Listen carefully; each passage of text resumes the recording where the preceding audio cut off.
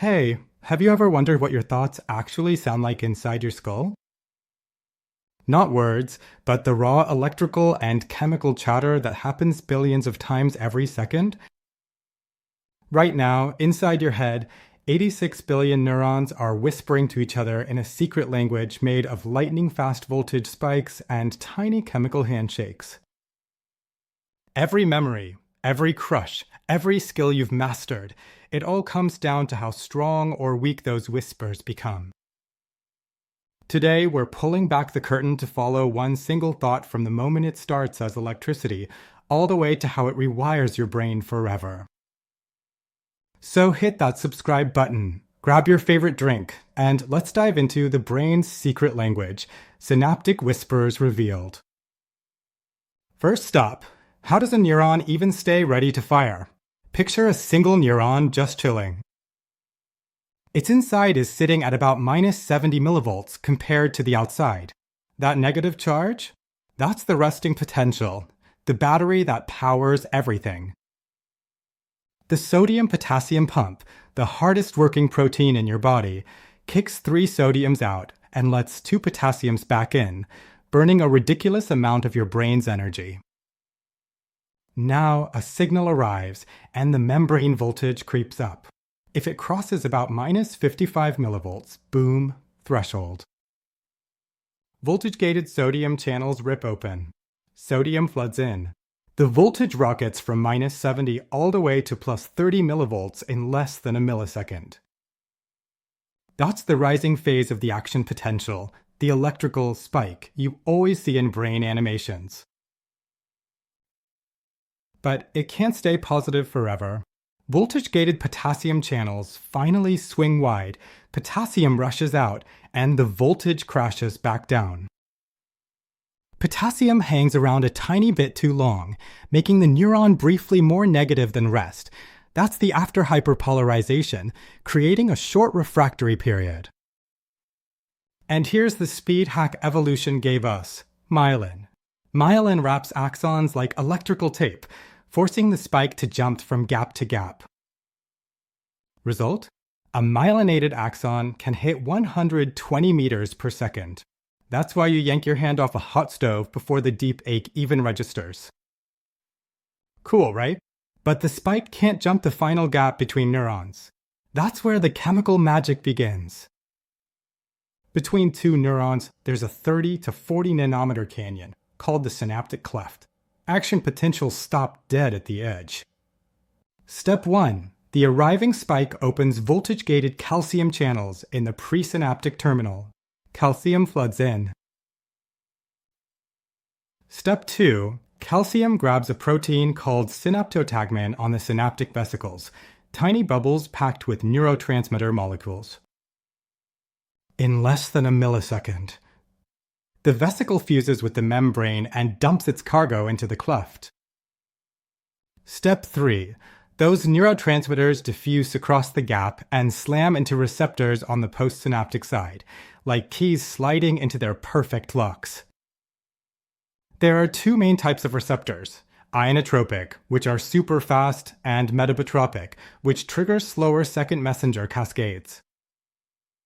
And the star excitatory neurotransmitter in your brain? Glutamate. 90% of excitatory synapses use it. The main inhibitory one? GABA. It opens chloride channels and slams the brakes on the postsynaptic neuron. So every thought, every movement, every emotion is ultimately a tug-of-war between glutamate screaming, GO, and GABA whispering, whoa, slow down. The brain isn't just excitation versus inhibition. It paints with a whole palette of chemicals. Dopamine, the that felt good, do it again molecule, teaches your brain to chase rewards when something better than expected happens. Serotonin acts more like a mood thermostat, spilling out and drifting long distances to set the emotional background music of your brain. Acetylcholine, the spotlight of attention, lights up the cortex when you focus hard or form a new memory. Each neurotransmitter has its own personality, receptors, and story, turning raw spikes into motivation, mood, memory, and meaning. Now, here's where it gets mind-blowing. Every time you learn something, your brain physically rewires itself by changing the strength of these synaptic whispers. The star of the show is long-term potentiation, or LTP, where synaptic strength can double and stay doubled for extended periods. As Donald Hebb said in 1949, cells that fire together wire together. NMDA receptors act as coincidence detectors, opening only when glutamate is present and the postsynaptic cell is already depolarized. This influx of calcium flips molecular switches, leading to existing AMPA receptors getting turbocharged and new ones being trafficked to the synapse. More receptors mean a stronger whisper the next time the presynaptic neuron fires, enhancing communication. But the brain also has long-term depression, or LTD, where lower calcium levels weaken synapses, preventing everything from maxing out. Spike timing-dependent plasticity, or STDP, shows the brain cares about milliseconds of timing when deciding what to remember or forget. This incredible system, with metaplasticity, ensures the brain never saturates and can keep learning for a lifetime. Every skill, every fact, every habit is etched into the physical structure of your brain through these processes. We're not just understanding this language anymore, we're starting to speak it.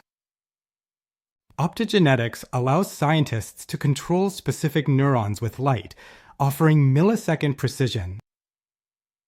Brain-computer interfaces enable paralyzed patients to type by thinking, and researchers can decode imagined speech from brain activity. Transcranial magnetic stimulation, or TMS, is already FDA approved for depression and OCD, showing therapeutic potential. We're also learning how exercise, sleep, and certain drugs boost BDNF, the brain's own fertilizer for growing new connections. We are living in the decade where we go from reading the brain's whispers to whispering back. So next time you learn a new skill, fall in love, or remember where you parked your car, pause and listen. Billions of tiny electrical storms and chemical handshakes are quietly rewriting the most complex object in the known universe, you. If your mind is blown and you want more deep dive neuroscience that actually makes sense, smash that subscribe button, ring the bell, and let me know in the comments. Which part of the brain's secret language fascinated you the most? Action potentials? Plasticity? Dopamine? Drop it below. I read every single comment. Thank you for spending the time inside your own head with me. See you in the next one.